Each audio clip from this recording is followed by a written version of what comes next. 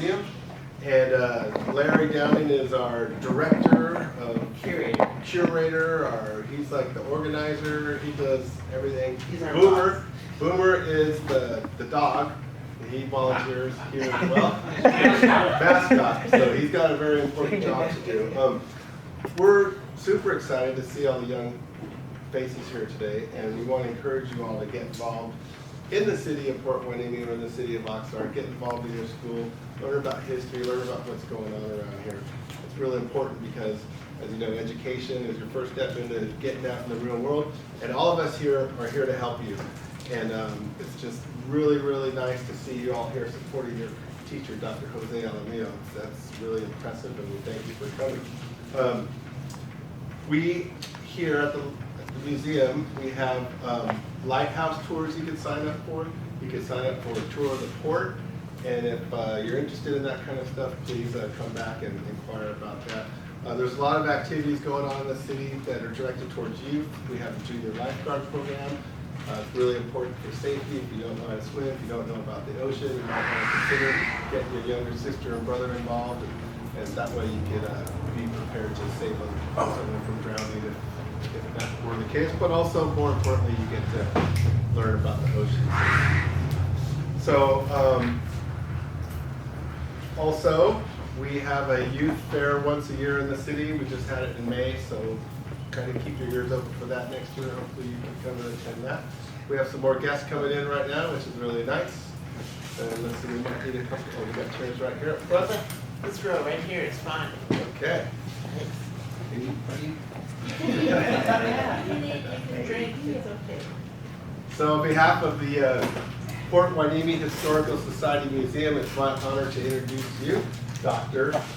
Jose Alamillo, who's taking photos. I wanted to see, Yeah, that's great.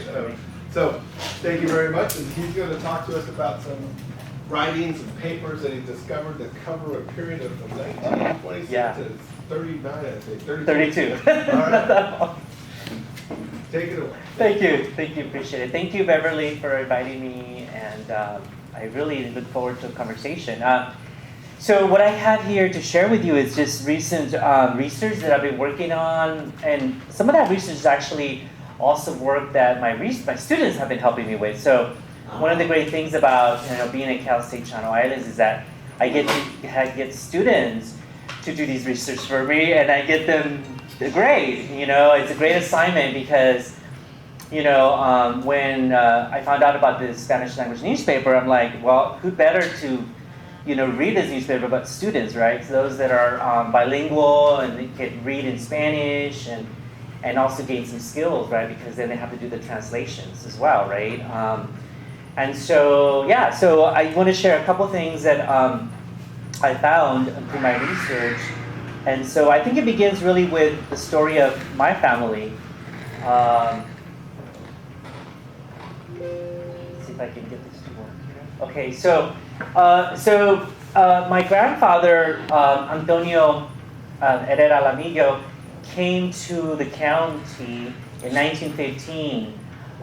He was born in 1899, and so as a young teenager, 16-year-old, he left his family from Zacatecas, the state of Zacatecas.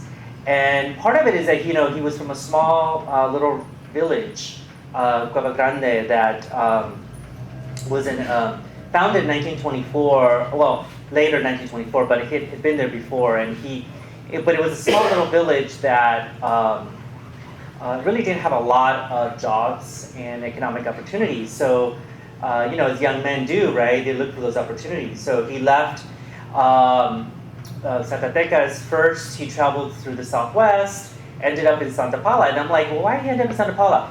Well, it turned out that he already knew some family relatives. Like with any immigrant, right? You look for relatives, right? So you can, sleep in the couch overnight and just to try to see, right, if there's an opportunity for them to get a job. And so he found a job working for the Oxnard sugar beet factory. The Oxnard brothers by then had, built this factory, and so he started out living in Oxnard, and then he worked there for a few years, and then later he moved over to Santa Paula. And I actually have the actual address he lived on because I was able to find the census records, right? This is a great thing about, when you do history, the best places to go is the census. You learn a lot. And so because the census is available online now, right, you could do that research. And so he worked in the lemon industry in Santa Paula. He moved over on 2015 Citrus Street. And he lived there. He didn't own the home, he rented, and that's how I know, right, through the census, right? Is he a homeowner or is he a renter, right? He rented, and he worked there in the 1920s. By 1921, he had brought up his younger brothers and sisters, right? So, because they were, not, they were just a few years younger, and they joined him. Eventually, he brought his mother. So I'm trying to reconstruct a lot of his history because I didn't have the opportunity to interview him, right? That was one of the other things you need to remember. If you have like a grandparent in the family, you got to interview them right away, because I was too much of a wild teenager to learn and to know and how important it was to interview your grandfather, and I didn't do that. So I'm kind of reconstructing it through my own parents and my aunts and uncles, who have stories that have been sort of, passed down. And so the story goes is that there was the Spanish influenza pandemic, right, in 1918, 1919. And so he survived through that, but a lot of his relatives did not. Unfortunately, some of his younger siblings, 4 of them in particularly, did not survive. And so him and his brother and his mother were the only survivors, right? So there's a lot of trauma, I think family trauma that comes from that. And so he was really disillusioned with the fact that by 1930, he had lost his job, right? Part of it is that, there was an economic depression. And so the economic depression really affected many families. And so he eventually goes back to Mexico, and he basically, he's married. Also, he lost his wife. That's the other story. He was married briefly for a year, and then, and I'm still trying to get the full story of what happened to his wife, but his wife eventually died of a heart attack. We don't know why.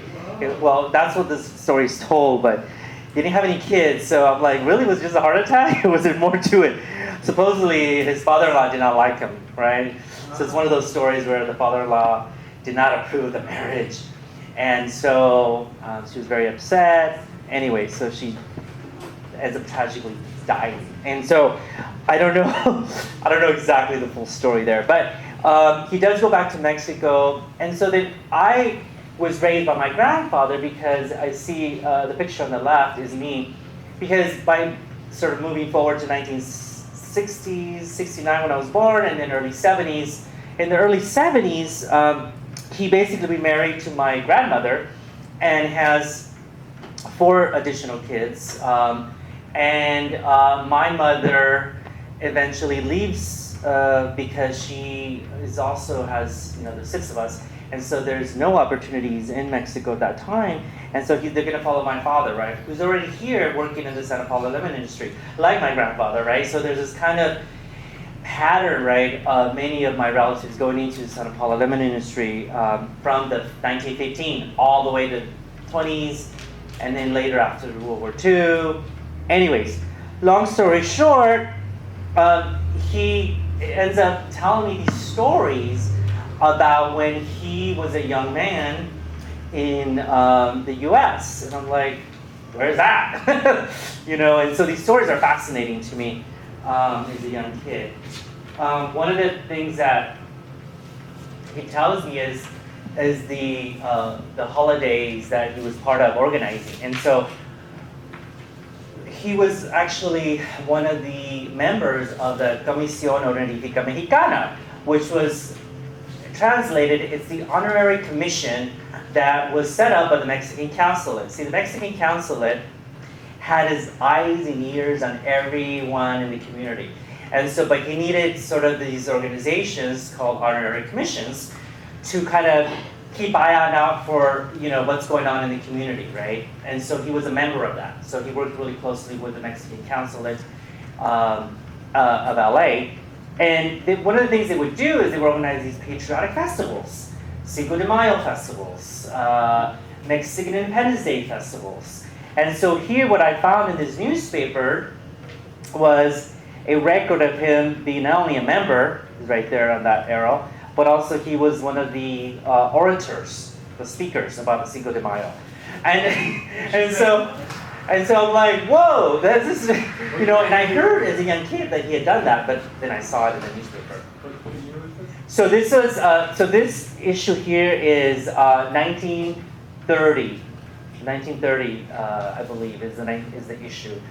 So basically, as I'm finding more about my grandfather, I'm learning also a lot about the community in Ventura County. And so the newspaper that I'm going to talk about today is La Voz de la Colonia. La Voz de la Colonia was actually printed here in the county from 1925 into 1932. Now, we don't have the 1925 issue because that was never discovered. We don't know what happened to it. But we do have other issues that were found in the basement of the Foster Library. And my colleague, Luis Moreno, who's a professor at Bowling Green, he had told me about it, that while he was doing research in the Museum of Ventura County and in the libraries, that he had asked about this newspaper. And I knew about the newspaper because I told the reporter that I had actually found one issue in the Bancroft Library. And if you know the Bancroft Library, that's like the big, huge library in the UC Berkeley. And so I knew that it existed, right? I just didn't know where it was. And so when Louis told me that, yeah, there's this, they just told me that these bound volumes. And I'm like, what? What do you mean there's bound volumes in the Foster Library basement? What are they doing there? And they're not well preserved, right? It's a basement, there's mildew, right? It's just, and so he's like, we need to do something. Like, yeah, we need to do something. So I got my wonderful librarians at my campus to help out with the scanning of it and digitizing it.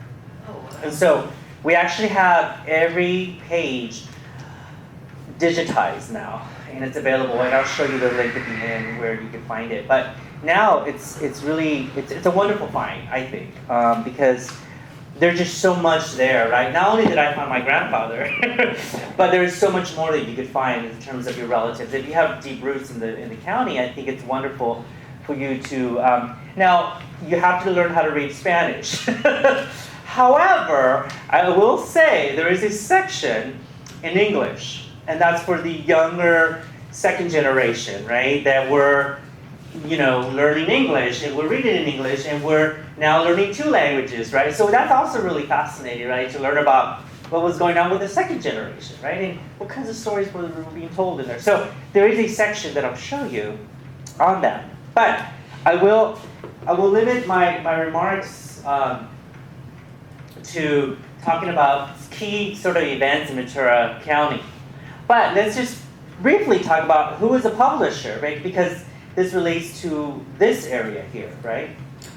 So, as I mentioned, it was a weekly newspaper published from 1925 to 1932. Now, we know that the publisher, one of the publishers, was Jesus Jimenez. Now, Jesus Jimenez, we believe that he founded the newspaper, but I'm sure had some help. But Jimenez was an actual businessman from Oxnard.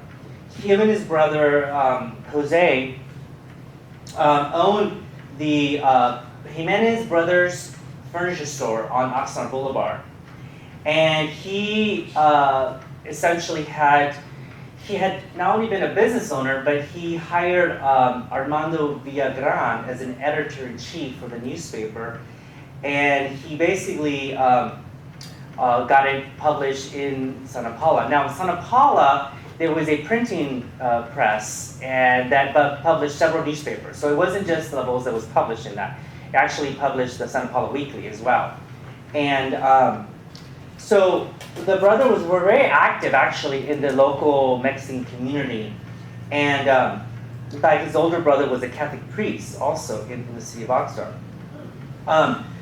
However, Jimenez got into some trouble. He was arrested for forging contracts. For for his business. So in fact, there was a trial, and this is I'm kind of recovering through the newspapers in LA newspapers because he shows up in the LA newspapers too. Well, he was found guilty by the Supreme Court judge, so he was granted 7 years probation though.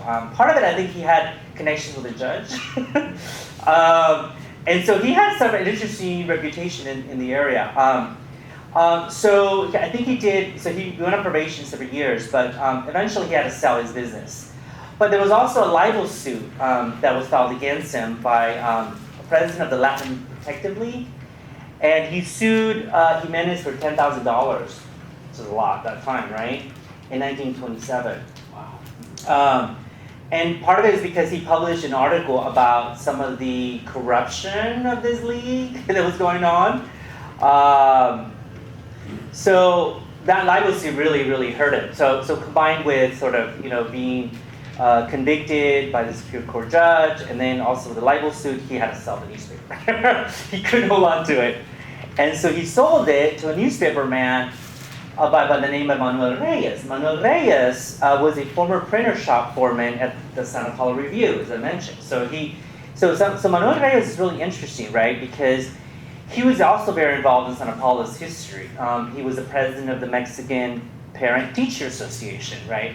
At that time, PTAs were dual PTAs. They weren't just one PTA. There was a Mexican PTA and then a sort of general PTA. Part of it, you have to understand is that period where there was segregation of schools, right? And he was also a member of the Masonic Lodge, the Mexican Masonic Lodge that he helped found. So Manuel Reyes becomes the editor by late 1928, and then he continues all the way to 1932. He then hires a business manager who's also another Santa Paulan resident, Benigno de Hoyos, and I believe he's of Spanish descent, not Mexican descent, but with also a lot of journalistic background. And so, just to put it sort of the newspaper in context, why newspapers are important and the role they played in the Mexican community is really significant.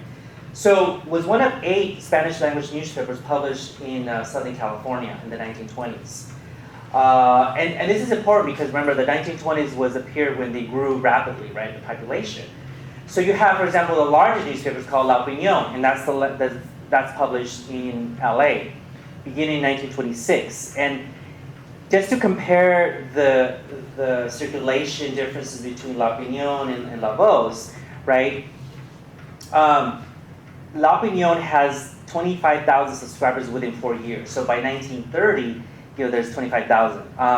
The second largest newspaper at that time was El Heraldo de Mexico, which was published, and that had a 5,000 daily circulation. And so La Voz, compared to La Opinión and Heraldo, was 2,000 circulation by 1930. So it was a much smaller circulation, right? But it served the county of Ventura and Santa Barbara County. So it was really a more regional, right, newspaper. It wasn't widely distributed across the Southwest like La Opinión was, and or even like internationally. So just to give you sort of another context, by 1930, according to the U.S. Census, the Mexican population had grown in Ventura County. So by 1930, it was at 54,976. So 55,000 was the Ventura County Mexican population, according to the 1930 census. In Santa Paula, it was much smaller, right? I mean, Santa Paula and Oxford were the 2 largest cities with that population. So you had, in Santa Paula, about 3,000 residents of Mexican descent. Those that are considered, were born in Mexico, out of the total of, at that time, 8,000. So it's a relatively small population when we think about who is serving, right? But I think what distinguishes La Voz from the other newspapers, what we think about in comparing, Spanish language newspapers, is that it really had a more close, interactive engagement with the audiences. Because not only to have news about their homeland back in Mexico, but it really covered a lot of local events. And especially it promoted a lot of like cultural events like I mentioned, like Cinco de Mayo, right? That was really important. But it also provided important information about issues of concerning immigration, labor, so business was a huge part of La Voz de la Colonia, and I'll show you kind of the ads, right, of the businesses, which is really, really telling, right, to kind of understand how important the business sector was for the local community. So according to the 1926 editorial board, and I'm going to quote from the editorial board, the editorial of 1927, La Voz de la Colonia is printed in the interest of the American and all other merchants, as well as in the interest of all Spanish-speaking people, whom it endeavors to please with clean and first-class reading material. So that was sort of its mission statement, right, in 1927.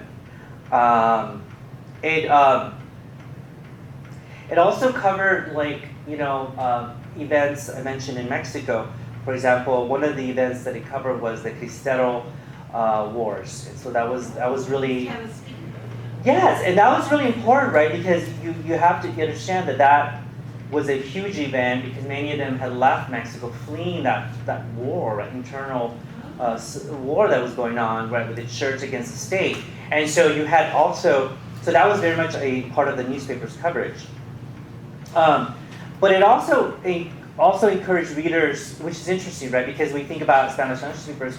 One of the things it's promoting is sort of this idea of Mexicanidad, right? Beautiful Mexico, to not forget their homeland, right?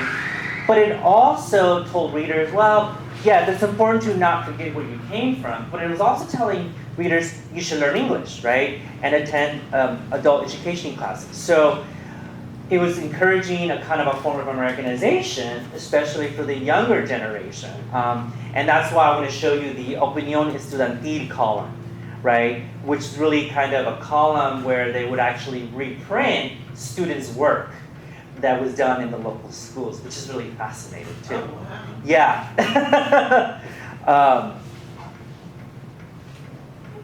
Oh, by the way, the location, I forgot to mention.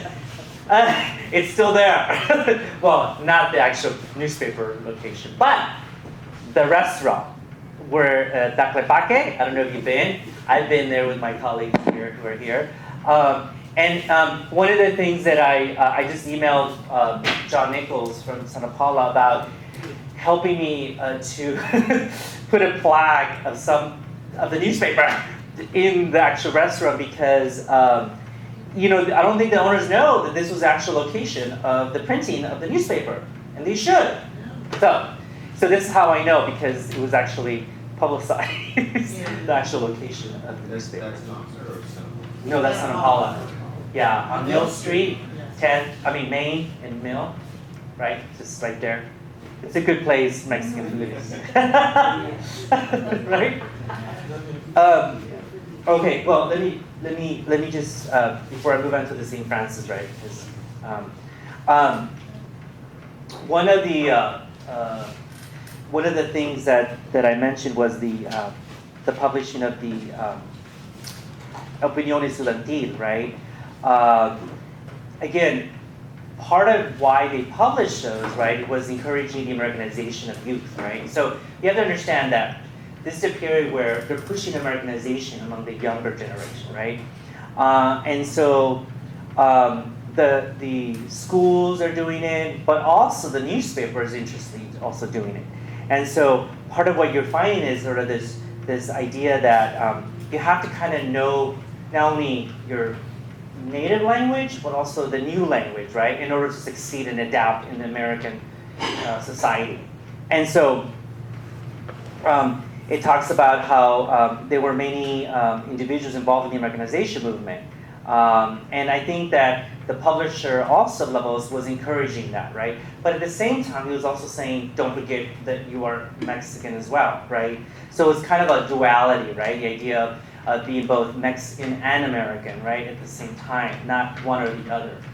So it kind of created this sort of hybrid, right, identity among the second generation. But I want to move into now talking about the St. Francis Dam disaster, because that was a huge event, a local event, right? But it was also a national event because it hit the Associated Press. It was all over, the news was all over the country. Well, let's start with what happened, right? So, on March 2nd, 1928, 3 minutes before midnight, the St. Francis Dam cracked apart, releasing over 12 million gallons of water on all these communities downstream that were sleeping, right? Because you're talking about this happened around midnight. So, at that time, Manuel Reyes was at the Laveau's printing shop. He was preparing the next issue when the lights went out. And so part of why the lights went out was like, okay, because it hit the power plants, right, upstream. And so, but there was no warning, there was no alert system at that time, right, 1928. So, but there were police sirens, right, that went on, but that's much later. And you heard of that story of the motorcycle cops, right? They went around waking everybody up, right? So, everybody's trying to get the word out that there's this massive flood on its way. And so, Manuel Reyes lived so there was a misquote in the Ventura Reporter, because the actual location of the St. Francis, the flood where it hit all the communities along the Santa Clara River, and including the houses down closer to the river. But it didn't really reach the publisher of Laveau's. That was not reported correctly. So when Manuel Reyes, who was in the printing shop, heard about this, he sprung into action. But he wasn't going to report on it. He was going to try to save people. So him and the reporter, which we're doing more research on another reporter named Jesus Flores, which I have another story about because he's related to Luna, and the Luna family was a surviving family that survived the dam. But so he lived in the Mexican neighborhood, but more up in higher ground. So he went into action to try to save families. At first, he went to rescue his own, make sure that his family was okay. And then, so you don't really get a sense until 3 days later when the actual first issue comes out, right? The first issue comes out here. This is what you see on the DC Reporter, right? I sent him this because I wanted to highlight what this said here. Now, can anybody tell me what those words mean? Good. What else?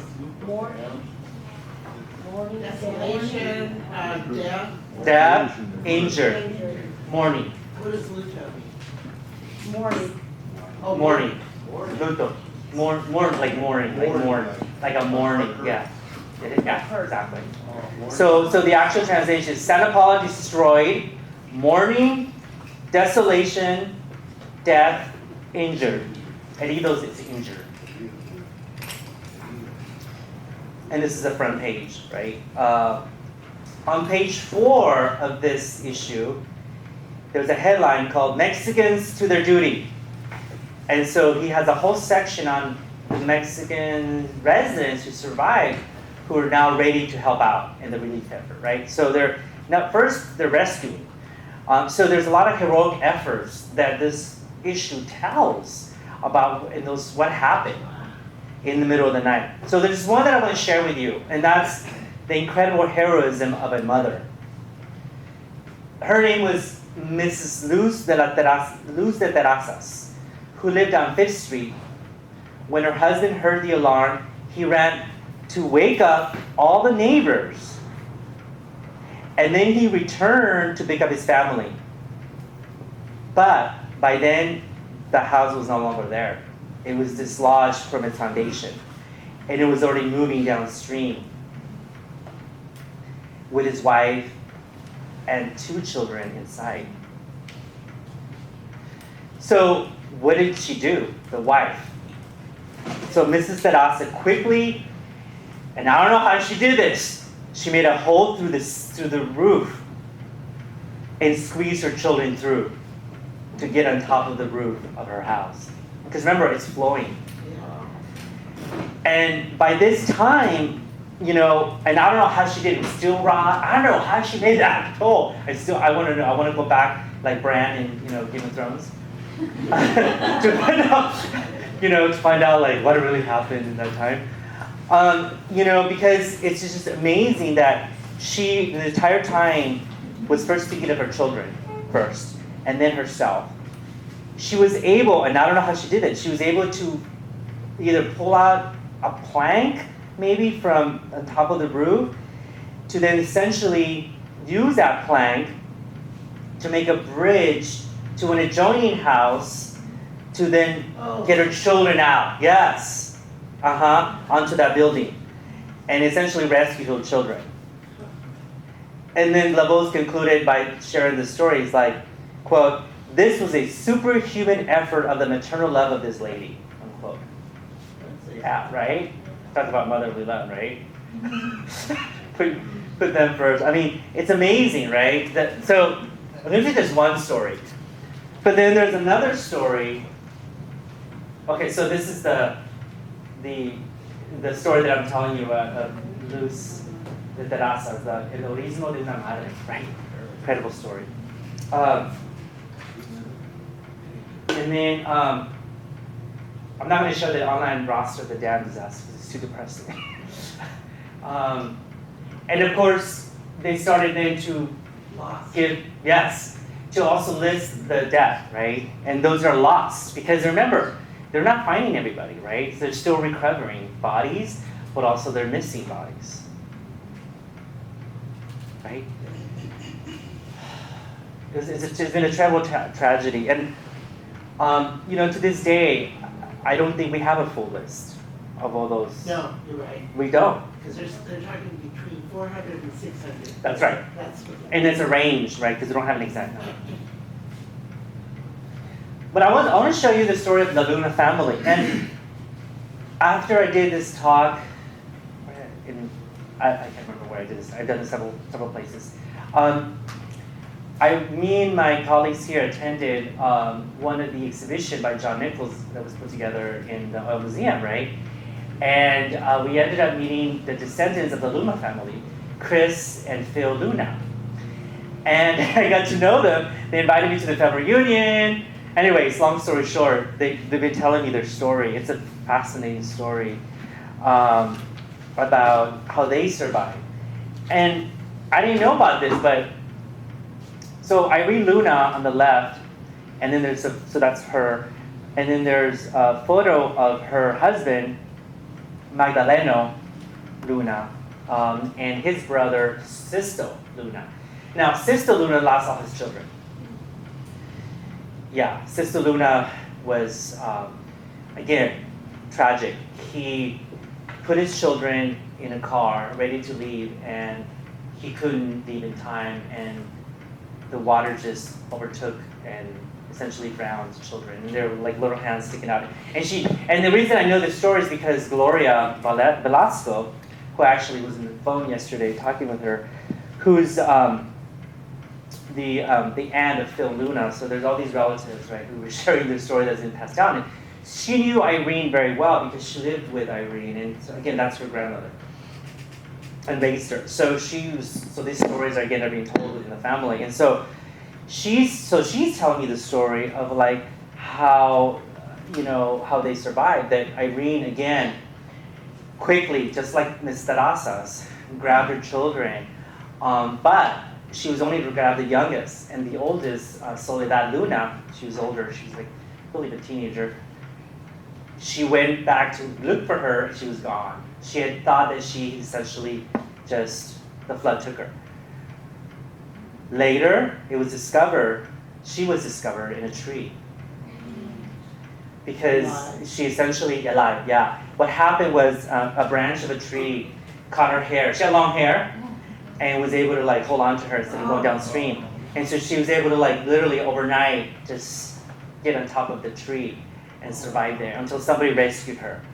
Soledad Luna is her name. And so it's not just me, like, so I'm like, wow, this is fascinating. So, but like, I also want you to read how Miss Luna, I said Miss Luna saved her younger children. Well, you know how she saved her younger children is that they all got into a mattress and swept down the stream in a mattress. And I know this because it's in the newspapers.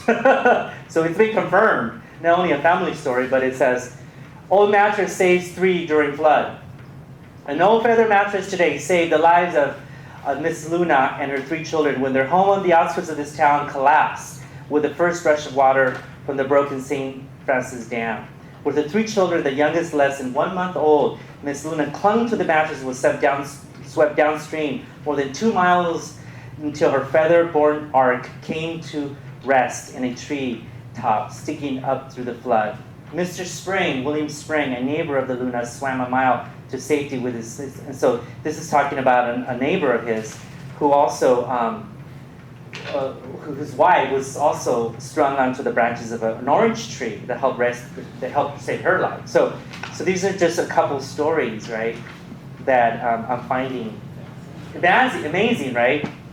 And I think it's important, right, to understand how important these stories are, right, because it really helps us understand the tragedy of but also the trauma, right, that has really been part of this county, right, especially the communities that were affected by the dam, and I think multiple generations, I think.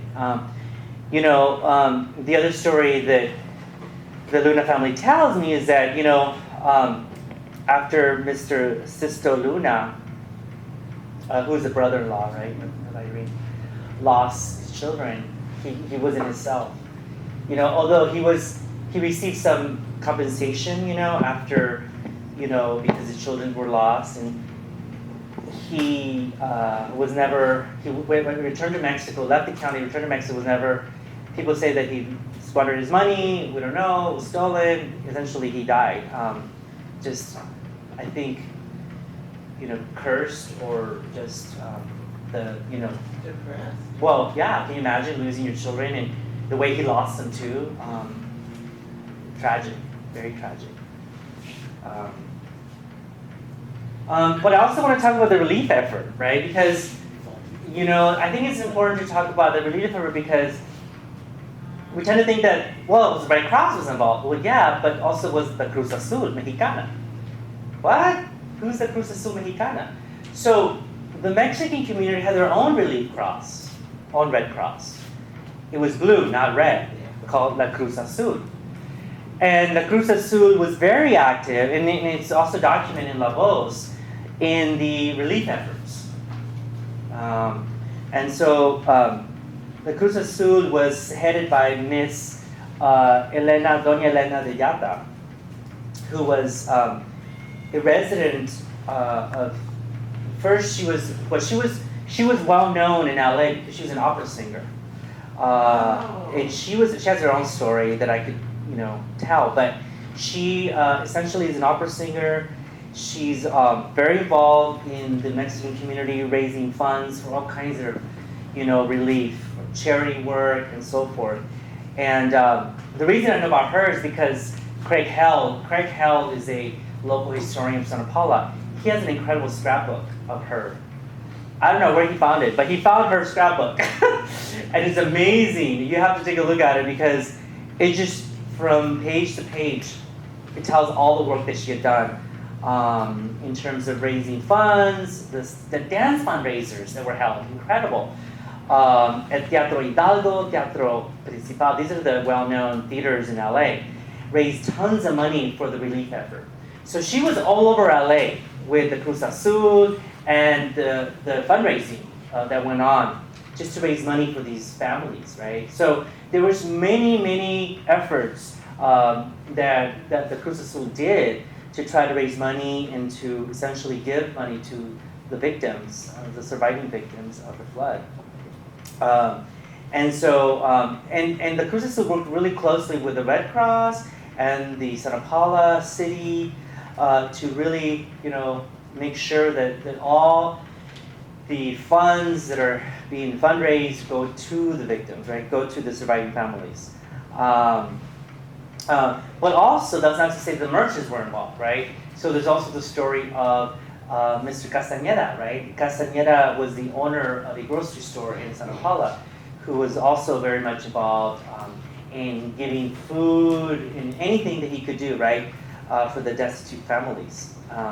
So really, I think that what this newspaper gives a glimpse, right, is the inter-ethnic solidarity that was formed with the flood disaster. And however, there's also another part to the relief effort. When the communities were, there were 10 communities set up in different places. These 10 communities were not integrated, they were segregated. We gotta understand the 20s was very much a racial segregation going on. So the 10 communities were set up in the outskirts of Santa Paula, where many of the families were separated by race. And so we also know that they were, and this is documented by, I don't know if you read Milkman's book, Flood Path. Yes. John Milkman's, so he's another, so we brought him out to our campus and he talked about some of the discrepancies also in kind of the way that the relief money was allocated and how that was also very much discriminatory. And so he documents it in his book, The Flood Path, too. There's also, you know, the newspaper Lavos also raised issues about this racial segregation that was happening in the Santa Paula area. And he would routinely have articles like the one that I want to show you. Oh, here's another photo of the Cruz Azul. And you can see on the, this is also from his scrapbook, the relief effort, right? And how these fundraisers at the theaters were for the victims, right? And you have the dances, right? 'Cause that's the big fundraiser. We raise the most money. And so this is a photo of the Cruz Azul, Santa Paula. We get to the race issue first. So Manuel Reyes writes in this column. It's a column called Mexicans and Whites, and he one of the things he does in this article is he accuses the Santa Paula Chronicle newspaper of stirring up racial tension in the reporting. Because he says, in the reporting of the dam disaster, he defines Americans as whites and Mexicans as Mexicans. And he claims, well, we're Mexicans are also Americans. So why are you separating the two races? And so he's very critical about that. And here I'm going to quote Reyes here from that article. We are sure that there are many white Mexicans that look like North American whites and who belong to the same canton. No. And so basically he's sort of critiquing, right, this notion that Mexican, right, can also be a light-skinned white person, right? But they're also Americans, right? After all, Mexico is the United States of Mexico of the Americas, right? And so they claim that label American as well. So he's also kind of critiquing, right, the English language newspaper of the Santa Paula city. And so I wanted to highlight that because, again, that gives you another context to understand the kinds of viewpoints of the newspaper. The city directory, right? The city directories for the newspaper is also fascinating because you definitely get a sense of how much of a vibrant business sector we had here in the local, both Oxnard and Santa Paula communities. And also because they're big, funders of the newspaper. Right? You can't have a newspaper without, right, advertising, right? So they pay a lot for these ads, right? So you have, part of what's really annoying and interesting, but annoying too, is that there's too many. I want more content. I want more articles. More. I think that there was very few reporters. I mentioned one of them, Jesus Flores. And Jesus Flores was a reporter who was also affected. Jesus Flores was related to the Lunas because the Flores and the Lunas are kind of intermarried. And he actually was one that was also affected because he lost two relatives and they were never recovered. And so Jesus was definitely also, I think, inflicted by the trauma of this. The other part beyond the business is the estudiantil section that I mentioned, the opinión estudiantil. But if you look closely, it actually has a different name, right? So it's called the Mexican Educational Center, which this is what I call the Americanization page of the newspaper. And if you read these, they're all in English, right? And these are writings from the local school children in English, right? So you definitely get a sense of like, okay, what are they? And so it's a lot of topics like, what to do for fun, playgrounds, sports, issues, climate. I mean, all kinds of issues, really interesting issues. But they're definitely coming from a younger perspective. So that's the one section that is sort of the English portion of the newspaper that I mentioned. How old were the students? Do you know? They range in age. I mean, some of them are like 5th, 6th grade, 7th grade, middle school. You have also high schoolers, but you don't have a lot of them. You mostly, I'd say, middle school age. Another thing that the newspaper covered was immigration issues. I mentioned that there was a lot of changes in immigration law in the 1920s. 1924 was the passing of the quota system, right? And then by 1929, you also have really the implementation, right, of an attempt to put a quota on Mexico, although it failed, because there was really they were exempted, right, from the quota system. It applied only to European countries, and so there was a lot of changes happening though in the late 20s. So they wanted to keep the community abreast about what was happening, and so here you have some notices. For example, the U.S. Department of Labor, and they literally reprint the entire letter from the U.S. Department of Labor, right? Because immigration was under the U.S. Department of Labor at that time. So they would have notices, for example, if you get caught crossing the border twice, then it's considered a felony after 1929, right? So that's when you really begin to see the first attempt to criminalize the crossing of the border from Mexico, right? Prior to 1929, you didn't have that. You didn't have any kind of punishment. But because by 1929, there was this fear, there was too many of them coming, right? And then in 1929, you also have the crash, right? The market crash, right? So definitely, the newspaper becomes this information kiosk in a way around immigration issues. Right? Yes. Repatriation, was that covered? The repatriation, yes, good question.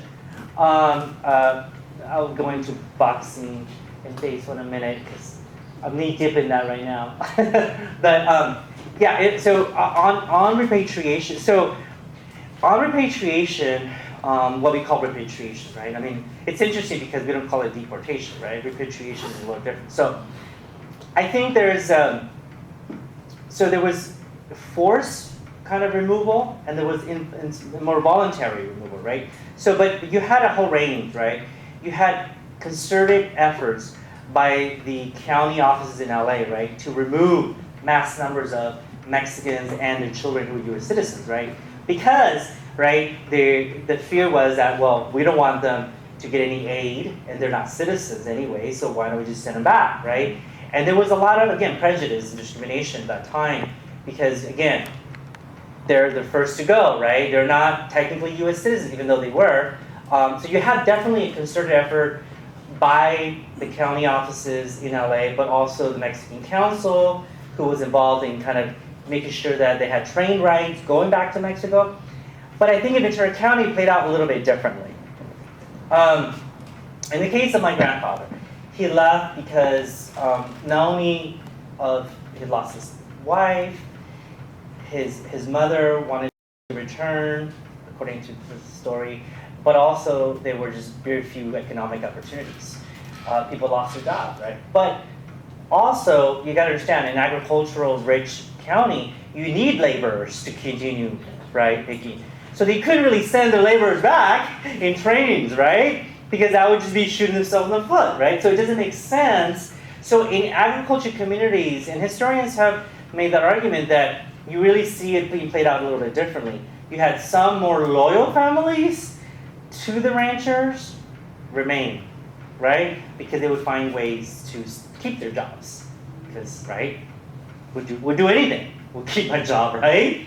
But then there wasn't enough for everybody, right? So some that were able to keep their jobs in agriculture, they had no other options, really, right? They really had no other options, but they had to return. So a smaller scale, right? In a sense, it wasn't as larger scale in like bigger cities like Alamillo, you know. But you definitely see it covered, but you don't have like the mass headlines that you have in the LA Times or La Opinión, where you really see large numbers of articles, right, on the registration effort taking place. Yeah. So, but that's something that I want to sort of continue to do research, you know, especially as because I mean, part of it is that the newspaper tells us only so much, right? And then you have to, like for the Luna, right? Like I didn't know the Luna family had been around, and so they go way back, had deep roots in the community in Santa Paula, and so you really have to use the newspaper as just one source. You have to then do the next step of going and finding the families, right? Especially the next generation who can tell the other story or the other part of the story, right? How they survived or how they were able to stay in the county. I want to bring up sports because I'm just wrapping up my manuscript of my next book and that I'm looking at, and that's on sort of the making of the sporting culture in Southern California. And so one of the reasons I love this newspaper is because it has so much on it, especially in the two favorite sports of that period, baseball and boxing. Mostly boxing. Although there is baseball, but boxing was huge. I mean, look at these massive ads. Now, you see ads like this about baseball games, but not like the boxing card, right? The fights, right? And notice who was fighting who, right? Yet it was very mixed, right? In terms of the boxing that was taking place. So you had, Benny Garcia fighting Rodrigo Alcantara, right? And so you had black boxers fighting Mexican boxers, Irish boxers fighting, all kinds of, matches happening here. And then you have the Haydock Park. I don't know if you've been to the Haydock School, right? But the Haydock Park, where the Haydock School is located, was the location of the Oxnard Aces. Oxnard Aces being a semi-pro baseball team from the city of Oxnard. Wow. Yeah. And the Oxnard Aces were a big deal at that time. Yeah. They traveled everywhere, playing matches against. And remember, semi-pro they were earning money on the side. So it's not just playing for fun, it was playing to make money. If you want a match, you get bigger profits from the gate receipts that you charge people to go see the matches. Remember, there was no TV back then, there was no iPhone, right? This was it. This was the entertainment, was Haydock Park. So you have a little cartoon talking about los beisboleros, which is interesting how they spell the term los beisboleros, right? Because I think it's interesting that when we think about like hybrid identity, like I mentioned, like dual identity, we also have, I think sports, for me, gives a better understanding of hybrid identity in the sense of how we see with the mixing of languages Spanglish, exactly, right? With the changing of the words within the sports arena. So when you read Spanish language newspaper, you see a lot of English words in English because there's no translation. Think about it. How do you translate umpire in Spanish? No, they use umpire. El umpire. You use the same word. So you really see this really interesting hybrid, right, hybridity of language within the sports arena when it comes to language. So I just think it's fascinating, just with the heading of Los Beisboleros. Instead of the IE, baseball, with the IE, right? EI, baseball, it's Beisboleros. Boleros, what's the translation of boleros? Because I'm thinking of bomberos, fireman. Oh, those the bomberos, yeah. Boleros. What would be bolero? It's a romantic song. Yeah. Right. No, but Beisboleros. Because they also use peloteros, right? It's the words that I'm used to. Because so instead of beisboleros, it's peloteros, which is the But how would they say it today? pelota. Oh, today? Yeah. Baseball.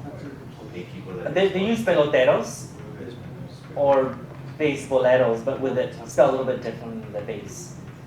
EI. Yeah. And so yeah, I can go on about boxing because in fact I want to do an exhibit next locally on sports using the Lavos but other photos of the area because that's a big passion of mine right now. Too much work to do, right? But if you want to see the team, the Aces, and not only the Aces, but the Aztecs from Santa Paula, the Aztecas, many other teams, we put together the Mexican-American Baseball Ventura County book, Arcadia. And so you can find it on Amazon, online, you can purchase it. I didn't bring copies, I should have brought some to give them out for free. Because I have so many of them, I don't know what to do with them. But if you contact me, I'll give you one. But what's great was that we used a lot of the newspapers here for that volume. So in fact, that cartoon you just saw, it's in there. And then, so I'm still using a lot of the research from the newspapers to kind of collect, more and more photos for the exhibit that's coming. You've edited all the newspapers we have now? I mean, you've indexed all of them? Oh, it's all available online. So let me show you. Do we have access to the internet here? Yeah, you're on. Okay, just making sure. Okay, so if I could show you. So you go on here. Oops, here we go. If you go on the link that I have at the very bottom, it's right here. Does it work through that? Open link. Yeah, open link. So if you go on the on this link, you'll get to it will take you to the library, the repository section of our library, and you'll have the newspaper here. And so every volume, every issue is here.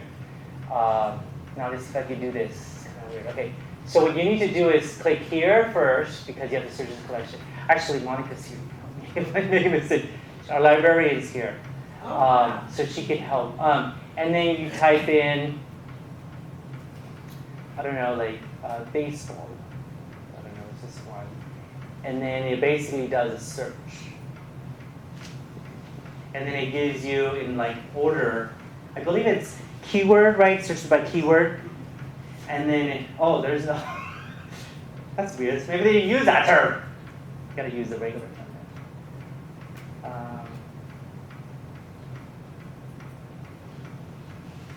There we go. See, I was using the wrong term. It's baseball, the English word. And then basically, all the articles that have that word show up. And then you can click on them here, and you can then download them. See? Download. Wow. For free? Yes, for free. This is what we do, CSUCI. We make things available free. Right there. Unlike newspapers.com, which charges you. Oh, hell no. Yeah. I know, I'm on that subscription too, right? It's ridiculous. I had to get I had to renew my subscription for that. Yeah, see? You don't have to pay for it. It's all available because our wonderful Broom Library. Thank you. And Monica here, Rivera. She helped with that effort. So give her big thanks for that, right? So there you have it. All the wonderful searching that you'll be doing, right? Finding your relatives, finding the history, right, of this local community, right? Now, we could only do that for the Ventura Star, the Oxnard Chronicle, the Santa Paula Chronicle. Good luck with that. Or I just saw the Harbor Express. Is that the And right? Harbor Bulletin, those are. Is that online? No. Why not? True, you know why. I just say approach us. Like maybe we could do it. Well, we had an intern here that was going through all of we've got everything in big folders too. And See, it's hard to do all this. No, it is, and it's not just the library. It's I would say students, right? Because remember, students do this. Students worked in cataloging, keywording. There's a lot of it's very tedious work, and they did that work. So I have to give a big shout out to my students who did all that. So, anyway, so yeah, so that's how you do it. So you know now that if you want to search, that's how you do a search. So what I'm working on now is trying to try to put together an edited volume of the stories from La Voz. And so this is where I call in the students to do that. So I'm getting students to write stories and maybe put it together in a volume. So that's the next project. That'd be great. Right? Especially if they're somehow connected to the local community and have deep roots in the community. Yes? If you go, say like to the Star, will they cover papers prior to their establishment of their newspaper? Like an Oxnard, you had the Press Courier, and then you Yeah. had the Mirror way back in the day. Oh, wow. So I don't know if they would cover those under that The Star doesn't Press do Courier it. name, or you have to go back to that. No, you have to go back to that. Yeah. Yes. No, it doesn't. Okay, because the Mirror was prior to the Press Courier. That's right. And they had probably articles that go way back. In the 19th century, right? Yes. That's way back. Oh, Yeah. yeah. No, it would have to be a separate Mm-hmm. search. Okay. But again, it's not available digitally yet Nice. that I I didn't know. realize you were that old, Johnny. I know. I wish it were. I wish that we had access to more. Like, like the Mirror. Like, where can you go and find it? Right? Isn't it the museum? Yeah, I thought they have copies there. I'm I not don't sure. know. The library, maybe city library. I don't know. Good luck finding it. Yeah. So anyway, so that's my talk. If you have any questions, I'll take any comments, questions. Yes. Do you know Peggy Kelly? Yes. She's a publisher at Louisiana. She publishes the newspaper, the South Hall Times now. Yes, I met her. She was at the. She's the one we call out here to do anything that has to do with the St. Francis Dam. But you guys have to do together. Yeah. I did meet her briefly. I didn't know that she. Yeah, I do have to get together with her. Because she's been working on a book Well, there's- on the dam. Yes, and there's several. There's a whole group of them. There's John. There's John Milkman. Yes, Milkman. There's Amy, or Ann Stansel, who was a speaker, and there's a whole Facebook group of dams, they call them. But I'm not part of that yet, because I only cover the St. Francis Dam only as one aspect Of course. of the larger, because what I'm doing is really covering the newspaper itself. And there's more stuff than. And there's just so much more stories, right? And so the dam is just one aspect of that's really fascinating to me. But yeah, I hope to, do other stories as well from the newspaper. Yeah. So. Any other questions? I just might tell them to look back here on the wall in this other room, Okay, on the wall on the top there above the door in the other room what are here. we looking for? The Beverly baseball, Kelly. the Oh, baseball, no, the baseball Inside. photos. Oh, where? Is there some Baseball. Oh, that's in that other room. Yeah, in the back. And you got to the Oh, you have to show me the basil photos. So didn't know I that. do have a comment. My grandfather told me that he planted thousands and thousands of lemon trees in Santa Paula. And they would come in a burlap sack, Mhm. and he had a shovel. And he would spend just a couple years, I believe. So perhaps maybe your grandpa and my grandpa worked together. I think they did. I I think so, because he definitely must have had planted in 1915, 1920. Oh yeah, there was still But it's planting. funny how they come for agriculture work and they work, and then eventually my grandfather became a Oxnard produce truck driver. And so then he started driving the produce all around California. So he started by planting the trees, and then it's super interesting. And, well, thank you so much. This is a very interesting and beautiful Thank you. talk. And you were saying Sylvia talked on the Costero, Yeah. because her family was part of the Costero Revolution. Well, I Shall would we- tell her about him. Oh yeah, I'd love to learn more She's about. really interested, it's really She's written a interesting. book on the Costero Is that right? Revolution. Yeah. But it's a novel based on her family. Who were Really? involved in it. And what's really interesting is the two sides of the family were Oh, on yeah. opposite sides. Yes. of Yes. On my father's side of the family, my father's grandfather was killed in the Costero War, and his name was actually Jose Alamillo. Uh-oh. And so, yeah, so we were affected also by the Did Cristero. you see the movie when it came out, the Cristero? Yes, That yes, was, Sylvia, is Sylvia Very still it was intense. there? really moving. very intense. Yes, we have a question. Yes. And also Yes. having the I one really where like the Peggy point Kelly on is, the- she's folded up. interracial solidarity that you Yeah, brought up, yeah, because I think while that, Here, Peggy Kelly's is folded in dam now. breaking might have been like a infrastructure kind of malfunction. Yeah. I think in the near future, we might be seeing, instances where we're gonna have to really regain that Yes. interracial solidarity to the climate issues we're facing. I agree. And for folks along the coast, I know that's like, how can we use that to start letting people know that that was just a sign of what's to come? Yeah, and there's a lot of other That's a great examples idea. in this county Say it, Candace. of the two groups coming together. The recent fires was Peggy already that. spoke with Yeah. us, so. Okay, so I want to present you with a certificate of appreciation. Oh, thank you. We can- Oh, Welcome. I will. And now this book, A Troubled Dream, this tells the story of how the port of Hueneme came into being. Is that right? Yeah, so it's a really frustrating book because right when you think, oh my gosh, he's about gonna get there. Yeah. And then another, curveball comes in, and so it's fascinating. way. And there is a Richard Bard, Thank you. linkage to what you're talking about, because Richard Bard was the guy who decided how much people got.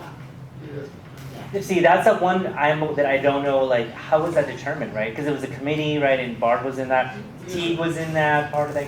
So there's an interesting, is that another They part were all of the the story? Yeah. elites, of course. Yeah, so that's fascinating. So on behalf of the museum, Don't thank you forget very much. Bart's We Day. hope to see you again, Bart's sir. Day was out Thank you there. very too. much. Oh, yeah, Bard- second connection was Thomas Bard Jr. Right. was rescued, he rescued, so he would have been the brother of Richard Bard. Oh, is that And he right? went around, we have a big display on that. So as is our tradition here to support the museum, we pass the hat for donations. Oh, thank you. Thank You you. all can help us out. Speaking of fundraising, right? Okay, so you- You took a photo. So what, you do, I'll come back. Jose, you do this talk, if you do other talks on other subjects too? I do. So this is just one of my talks, but, okay.